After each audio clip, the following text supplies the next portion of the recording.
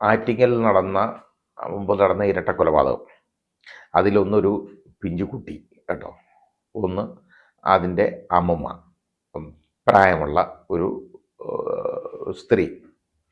ഇവർ രണ്ടും ദാരുണമായിട്ട് അവർ കൊല്ലപ്പെട്ടതാണ്. കൊല്ലപ്പെട്ടെന്ന് പറഞ്ഞാൽ അവരൊന്നും അറിഞ്ഞതല്ല.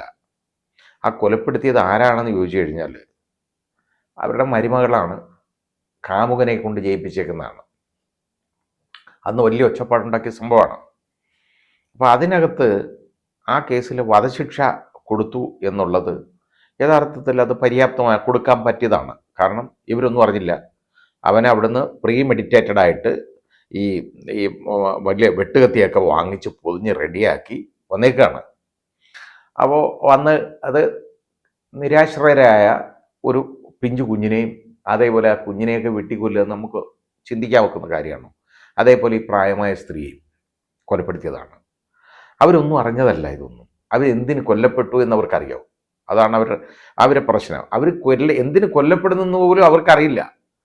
അതാണ് കാരണം. ആ സ്ത്രീ ചെയ്യിപ്പിച്ചേക്കുന്നതാണ്. ആ സ്ത്രീക്ക് അന്ന് ജീവപര്യന്തം കൊടുത്തു, ഇയാൾക്ക് വധശിക്ഷയും കൊടുത്തു, ഈ കാമുകൻ എന്ന് പറയുന്നവന്.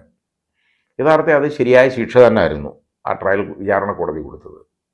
ഇപ്പോൾ അത് ഹൈക്കോടതി അത് മാറ്റി ഈ വധശിക്ഷ ഒഴിവാക്കിയിട്ട് അയാൾക്ക് ജീവപര്യന്തമായിട്ട് മാറ്റി, ആ രീതിയിലേക്ക് മാറ്റി. പക്ഷെ അത് എൻ്റെ അഭിപ്രായത്തിൽ അത് വധശിക്ഷ കൊടുക്കാൻ പര്യാപ്തമായ ഒരു കേസ് തന്നെയാണ്. പല കാര്യങ്ങളും നമ്മൾ അതിനകത്ത് നോക്കിക്കഴിഞ്ഞാൽ, അതിനെ വിലയിരുത്തി കഴിഞ്ഞാൽ വധശിക്ഷ കൊടുക്കാവുന്ന അപൂർവങ്ങൾ അത്യപൂർവമായിട്ടുള്ള ഒരു കേസാണ്. അതായത് ഇവരെ രണ്ടുപേരെയും, അതായത് സ്വന്തം കുഞ്ഞിനെയും ഒഴിവാക്കണം, അമ്മാവിയമ്മയെ ഒഴിവാക്കണം. അതിനുവേണ്ടി കാമുകനെ പറഞ്ഞ് വിട്ടേക്കാണ്. യഥാർത്ഥത്തിൽ ആ സ്ത്രീക്കും വധശിക്ഷ തന്നെ കൊടുക്കേണ്ടതാണ്. അതിന് വ്യത്യാസമൊന്നുമില്ല. കാരണം അവളാ ഏറ്റവും കൂടുതൽ അതിനകത്ത് ചെയ്തു വെച്ചേക്കുന്ന പണി. അപ്പോൾ ഈ രീതിയിൽ ഉള്ള കാര്യങ്ങൾ, ക്രൈംസ് നടക്കുമ്പോൾ അത് സമൂഹത്തിനൊരു മെസ്സേജ് കൊടുക്കണമെന്നുണ്ടെങ്കിൽ ഇങ്ങനെയുള്ള കേസുകളിനകത്ത് വധശിക്ഷ കൊടുക്കേണ്ടതാണ്. പിന്നെ ഹൈക്കോടതി അത് ഒഴിവാക്കിയെന്ന് പറഞ്ഞു കഴിഞ്ഞാൽ അല്ലെങ്കിൽ സുപ്രീം കോടതി ചെല്ലുമ്പോൾ സുപ്രീം കോടതി ഒഴിവാക്കും.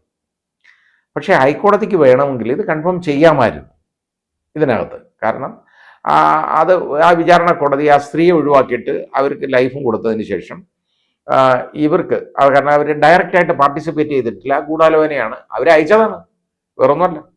അപ്പോൾ അത് ആണ് എങ്കിൽ പോലും അവർക്ക് ജീവപര്യന്തം കൊടുത്തു, ഇയാൾക്ക് കൊടുത്തു, ഇയാളെ നിന്ന് വേർതിരിച്ചിട്ട് ഇയാൾക്ക് കൊടുക്കാവുന്നതാണ്, കൊടുത്തു, റയറസ്റ്റ് ആകും. പക്ഷെ അത് ഹൈക്കോടതി അത് എന്ത് കാരണം കൊണ്ടോ അത് ഒഴിവാക്കി. കാരണം ശിക്ഷ കൂടുതലാണെന്നോ അല്ലെങ്കിൽ ഇയാൾക്ക് മാനസിക പരിവർത്തനം ഉണ്ടാകാൻ സാധ്യത ഉണ്ടെന്നാണ്. അത് കൊള്ളാം. മാനസിക പരിവർത്തനം അങ്ങനെ ഉണ്ടാകുന്ന ഒരുപാട് പേരെ നമ്മൾ കണ്ടിട്ടുണ്ട് കേട്ടോ. ജയിലിൽ കിടന്ന് തിന്ന് കൊഴുത്ത് അവിടെ കിടപ്പുണ്ട് മാനസിക പരിവർത്തനം കൊണ്ട്. ഒരു ഒരു ഒരു ഒരു അത് ആ രീതിയിലുള്ള വലിയ കൊലയാളികൾ ആ രീതിയിൽ കിടപ്പുണ്ട്.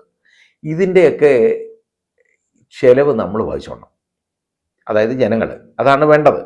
അല്ലെങ്കിൽ അവന് പരോള് പോലും കൊടുക്കാതെ അവിടെ ഇട്ടേക്കാൻ പറയും. ഇട്ട് കഴിഞ്ഞാൽ അതിന് അത്രയും നാൾ ആഹാരം കൊടുക്കണം, അവിടെ ചെറിയ ചെറിയ ജോലികളൊക്കെ ചെയ്ത് അതിന് ശമ്പളം കിട്ടും, വരാൻ നേരത്ത് കുറച്ച് കാശുമായിട്ടൊക്കെ തിരിച്ചു വരാം, ഈ രീതിയിലേക്ക് പോകും. പിന്നെ ഇത്തിരി പ്രായമായി കഴിഞ്ഞിട്ട് ഇറങ്ങി വരുന്നത്, അതുവരെ അന്നേരം മാനസിക പരിവർത്തനം എങ്ങനെയായാലും ഉണ്ടാവുമല്ലോ, ആ രീതിയിലാവും.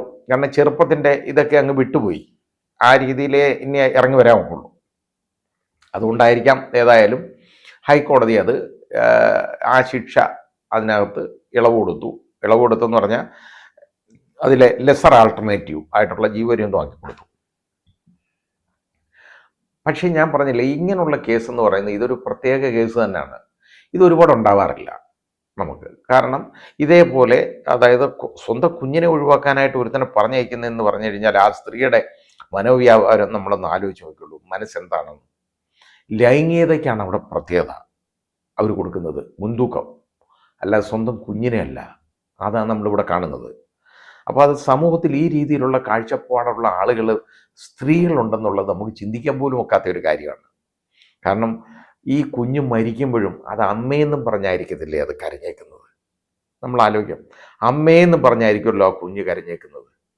ഇത് ആ വെട്ടേറ്റ് പിടയുമ്പോഴും ആ കുഞ്ഞ് കരയുന്നത് അമ്മയെന്ന് വിളിച്ചായിരിക്കത്തില്ലേ. അതുപോലും മനസ്സിലാക്കാനൊക്കാത്ത മാതൃത്വം, അതാണ് ഇതിനകത്തെ പ്രശ്നം. അല്ലാതെ ഈ ശിക്ഷ ഞാൻ വലിയ ഇതായിട്ട് ഞാൻ കാണുന്നില്ല. കാരണം ഇതിപ്പോൾ സുപ്രീം കോടതി പോയാലും എങ്ങനെ ആയാലും സുപ്രീം കോടതി അത് ജീവപര്യന്തമായിട്ട് കുറയ്ക്കും. പക്ഷേ എൻ്റെ അഭിപ്രായത്തിൽ ഹൈക്കോടതി അത് കൊടുക്കേണ്ടതായിരുന്നു. കാരണം ആ വധശിക്ഷ ശരിവെക്കും. അത്രയും നാളെങ്കിലും അവനൊരു വെപ്രാളമായിട്ട് കിടന്നേനെ മനസ്സിൽ. അതാണ് അതിനകത്ത് ഏറ്റവും വലിയ ശിക്ഷ. അല്ലാതെ അവനെ തൂക്കി കൊല്ലുന്നതിലൊന്നുമല്ല. കൊല്ലുമ്പോൾ എന്താ, അത് വന്നാൽ ഒരു മിനിറ്റ് കൊണ്ട് ജീവൻ അങ്ങ് പോകും, പ്രാണൻ.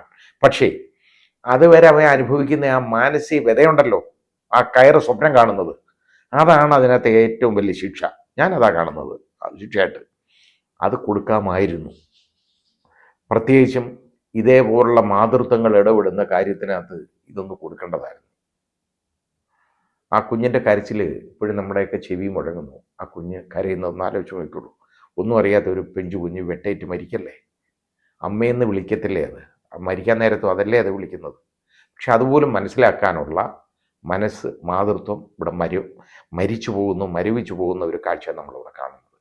പക്ഷെ അതിങ്ങനെയുള്ള കേസുകളിൽ നിർബന്ധമായിട്ടും ഇതൊക്കെ ഒരു സമൂഹത്തിന് ഒരു ഒരു ഒരു ഒരു അവബോധം കൊടുക്കാനെങ്കിലും ആയിട്ട് വധശിക്ഷ കൊടുക്കാവുന്നതാണ്.